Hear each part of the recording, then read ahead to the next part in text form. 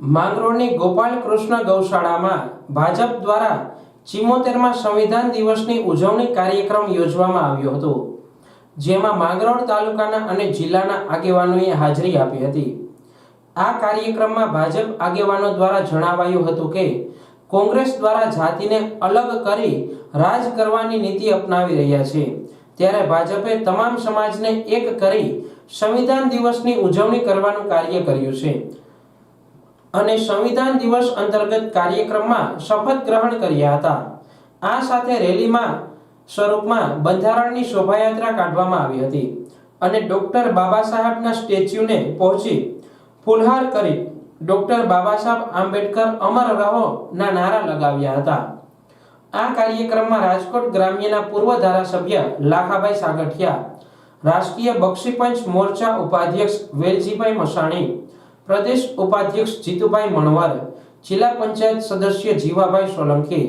જિલ્લા ભાજપ અનુસૂચિત જાતિ મોરચા પ્રમુખ બાબુભાઈ મકવાણા, મોરચા મહામંત્રી શ્રીઓ, શહેર ભાજપ પ્રમુખ લિનેશભાઈ સોમૈયા,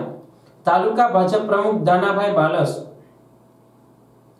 તાલુકા પંચાયત પ્રમુખ ભાવેશભાઈ ડાભી, શહેર મોરચા પ્રમુખ ભાણજીભાઈ ગોહેલ, તાલુકા મોરચા પ્રમુખ ગોવિંદભાઈ ગોહેલ તથા સરપંચો, આગેવાનો અને કાર્યકરો હાજર રહ્યા હતા। આજે જૂનાગઢ જિલ્લાના માંગરોળ શહેરમાં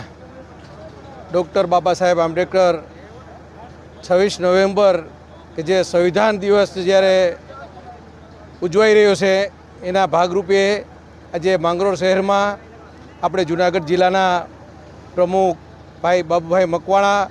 અને તાલુકાના અને જિલ્લાના સૌ આગેવાનો, વડીલો, માતાઓ, બહેનો આજે 26 નવેમ્બર જે સંવિધાન દિવસની જે ઉજવણી થઈ રહી છે ત્યારે આ પ્રસંગે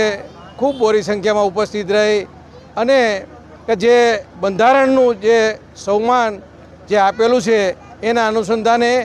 26 નવેમ્બરથી 6 ડિસેમ્બર સુધી આખા રાજ્યમાં એક પખવાડિયું જે કાર્યક્રમ કરવામાં છે તેમાં ડૉક્ટર બાબા સાહેબ આંબેડકરની પ્રતિમાને ફૂલહાર અને ભીમ ભજન અને દરેક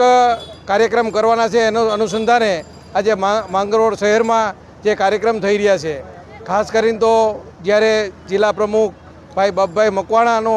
હું આભાર વ્યક્ત કરું કે ખૂબ મોટી સંખ્યામાં જે સંખ્યા ઉપસ્થિત રહી અને ખૂબ સારો કાર્યક્રમ થયો અને ડૉક્ટર બાબા સાહેબ આંબેડકરનું જે સંવિધાન જે લખેલું હતું એને આજે આખા ગુજરાતમાં અને દેશમાં જે સંવિધાન પ્રસ્થાપિત થાય અને લોકોને જે છેવાડાના વિસ્તારના લોકોને જે સંવિધાન વિશે જે માહિતી મળે અને છેવાડાના વિસ્તાર એક દરેક લોકોની સાથે ખંભો મિલાવી અને રહી શકે એ આ સંવિધાનની જે તાકાત છે। અને ખાસ કરીને તો આપણા તત્કાલીન મુખ્યમંત્રી જ્યારે નરેન્દ્રભાઈ મુખ્યમંત્રી હતા ત્યારે એમણે સંવિધાન કે જે સુરેન્દ્રનગરથી હાથીણી અંબાડી ઉપર જ્યારે સંવિધાનનો ગ્રંથ ઉપર રાખી અને 4 કિલોમીટર સુધી એમણે યાત્રા કાઢી હતી અને આજે સંવિધાન જે દિવસ જ્યારે ઉજવાઈ રહ્યો છે ત્યારે ખૂબ મોટી સંખ્યામાં ઉપસ્થિત રહ્યા, તે બદલ હું આપ સૌનો ખૂબ આભાર વ્યક્ત કરું છું।